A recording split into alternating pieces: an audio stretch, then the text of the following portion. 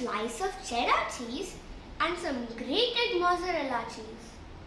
You'll also need 2 slices of bread and some melted butter.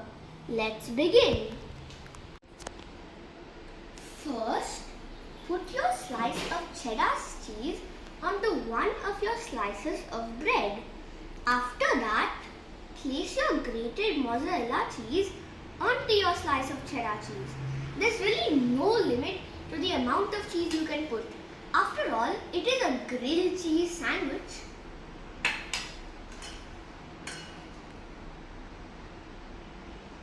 After that, remember to close up your sandwich.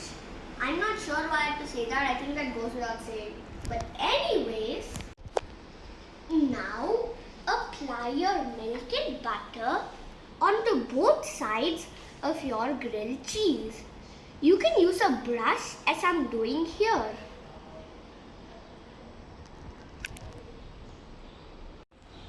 Now that it's nicely buttered, you can choose to toast your sandwich on a, there's no pan here, but anyway you can choose to toast it on a pan or a sandwich grill.